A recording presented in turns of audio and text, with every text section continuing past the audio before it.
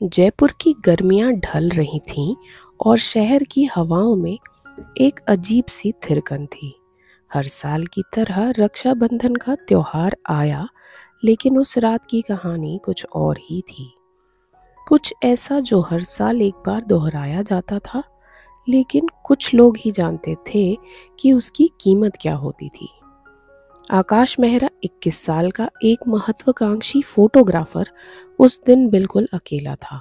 उसकी बहन साक्षी न्यूयॉर्क में पढ़ रही थी और वीडियो कॉल पर राखी बांधने की औपचारिकता पूरी कर चुकी थी। पर आकाश की आंखों में खालीपन था, जिसे वो अपने कैमरे के लेंस में छिपाने की कोशिश कर रहा था।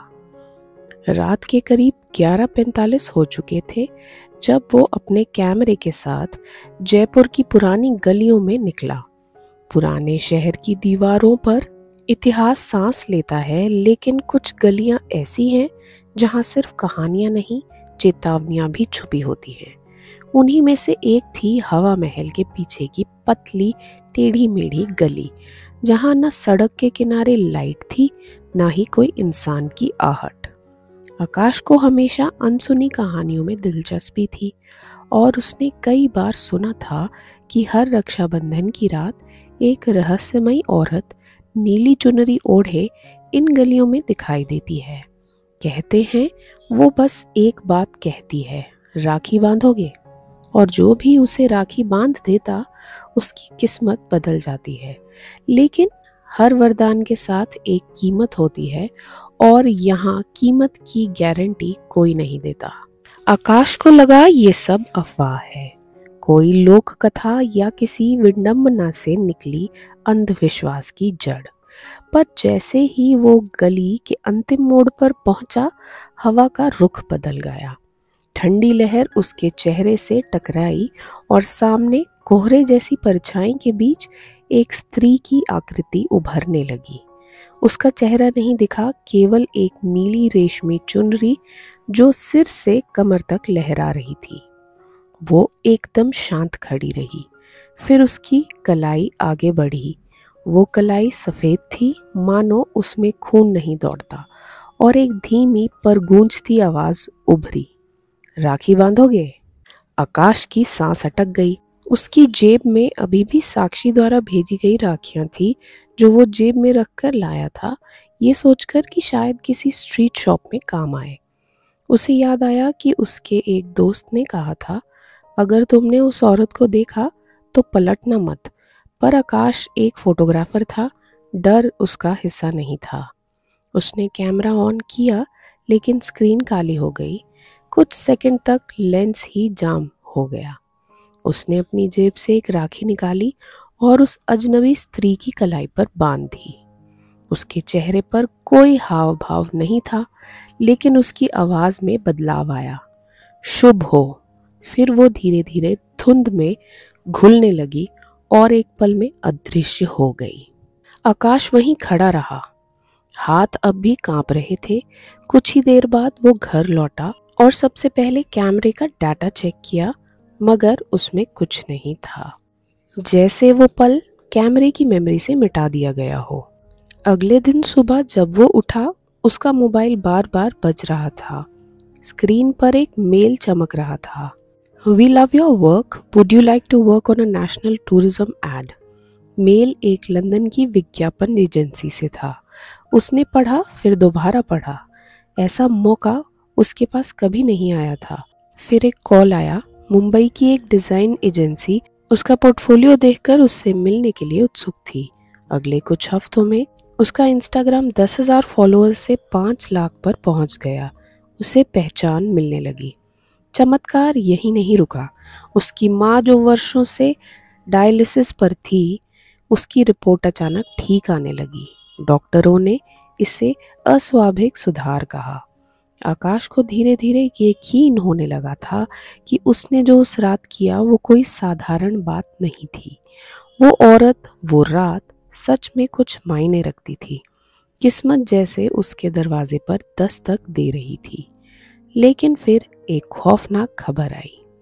उसकी बहन साक्षी, जिसने उसे वीडियो कॉल पर राखी बांधी थी, अचानक गायब हो गई थी। अमेरिका से उसकी यूनिवर्सिटी ने संपर्क किया। 5 दिन तक कुछ पता नहीं चला। फिर न्यूयॉर्क की एक नदी में उसका शव मिला। रिपोर्ट में लिखा था, ना कोई निशान, ना चोट, बस डूबकर मौत। पर एक अजीब बात थी, उसकी कलाई पर एक नीली रिबन बंधी हुई थी, बिल्कुल वैसी ही जैसी उस औरत की चुनरी। आकाश की दुनिया रुक गई। वो तड़प उठा। क्या ये वही कीमत थी जिसकी बात लोग करते थे? उसने खुद को कमरे में बंद कर लिया। दिन भर रोता रहा, रात भर छत घूरता रहा। फिर हिम्मत करके उसने साक्षी की पुरानी डायरी निकाली। एक कोशिश, शायद वो कुछ सुराग छोड़ गई हो। डायरी के एक पन्ने में एक कोने में स्याही धुली थी, लेकिन शब्द अभी भी चमकते थे। उसे मत बांधना, उसके साथ बंधी किस्मत हमेशा कुछ तोड़ सकती है। मैं उसे देख सकती हूँ, मैं नदी में भी जागी रहती हूँ। अब आकाश को यकीन हो गया था, वो नीली चुनरी वाली औरत कोई अफवाह नहीं थी। वो एक सौदा करती थी, वरदान के बदले बलिदान। और अब उस सौदे की कीमत उसकी बहन ने चुकाई थी। आकाश के मन में एक आग जलने लगी। उसने तय किया, इस बार अगली रक्षाबंधन की रात वो वापस उसी गली में जाएगा, लेकिन इस बार राखी नहीं, हिसाब लेकर। रक्षाबंधन की अगली रात आने में अभी कुछ ही दिन बचे थे और आकाश के भीतर का तूफान शांत होने का नाम नहीं ले रहा था। दिन में वो सामान्य दिखने की कोशिश करता, लेकिन रात में साक्षी की तस्वीर के सामने बैठा उसकी डायरी पढ़ता और बार बार उस नीली रिबन को देखता जो पुलिस ने सबूत के तौर पर भेजी थी। हर रात एक ही सपना आता, वही औरत नीली चुनरी में लिपटी साक्षी की राखी पकड़े उसे घूर रही होती। फिर अचानक उसकी आंखें लाल हो जाती और एक अंधेरा उसे निगलने लगता। आकाश ने उस गली में फिर से जाना शुरू कर दिया, हवा महल के पीछे, जहां पिछले साल वो मिला था उससे। पहले 2 रातें कुछ नहीं हुआ, तीसरी रात भी गहराती रही, लेकिन चौथी रात एक पल ऐसा आया जब हवा का रुख बदल गया और उसे वही जानी पहचानी ठंडक महसूस हुई। गली के आखिरी मोड़ पर धुंध फिर से जमी हुई थी और बीच में खड़ी थी वही स्त्री, नीली चुनरी, वही सफेद कलाई और वही धीमी गूंजती आवाज, राखी बांधोगे? लेकिन इस बार आकाश तैयार था। उसने जेब से राखी नहीं निकाली। उसने बस उसकी ओर देखा और कहा, मैं जानना चाहता हूँ, क्यों?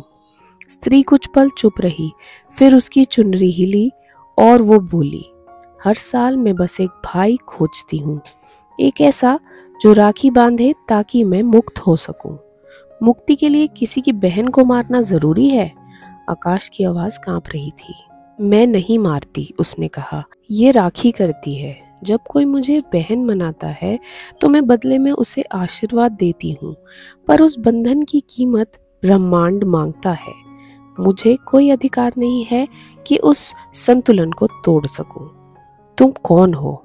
एक लंबी चुप्पी के बाद उसने धीरे से कहा, नीलम। उसने आगे बढ़ते हुए अपने चेहरे की चुनरी हटाई। उसका चेहरा आधा जला हुआ था, लेकिन आंखें साफ थीं, थकी हुई, दर्द में डूबी हुई। 1947 में मेरे भाई को दंगों में मार दिया गया था। लोग देखते रहे पर कोई नहीं बचाने आया। मैं स्टेशन पर खड़ी रही और फिर खुद को आग लगा ली, पर मेरी आत्मा यहीं अटकी रह गई, किसी भाई की तलाश में। तब से हर साल एक रात मुझे ये अवसर मिलता है। जो राखी बांधता है वो मेरा भाई बनता है और वरदान की कीमत उसकी बहन चुकाती है। आकाश की सांसें रुकने लगी। तो ये सब कोई श्राप नहीं, एक अधूरी इच्छा थी। तो क्या मेरी बहन? साक्षी, तुमने जानबूझकर? नहीं, नीलिमा की आवाज टूटने लगी। मैं नहीं चाहती थी, मैं बस बंधन पूरा करना चाहती थी। लेकिन इस राखी को दुनिया एक रिवाज मानती है, पर आत्माओं के लिए ये करार बन जाती है। जो बांधता है वो सिर्फ भाई नहीं बनता, उसका भाग्य भी मेरा हो जाता है। क्या कोई रास्ता है इसे रोकने का? हाँ, नीलिमा बोली, कोई ऐसा जो मुझे राखी बांधे पर बिना वरदान मांगे, बिना कुछ चाहे, जो सिर्फ मुझे बहन माने, ना कि मेरी शक्ति की लालसा करे। आकाश के दिल में एक तूफान चल रहा था।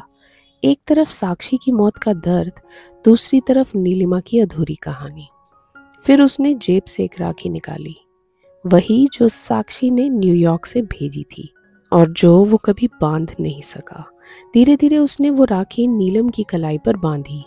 नीलम की आंखों में चमक आई। तुम कुछ नहीं मांगोगे? मुझे कुछ नहीं चाहिए सिवाय इसके कि अगली रक्षाबंधन की रात कोई और बहन ना खोए। एक पल के लिए सब कुछ थम गया।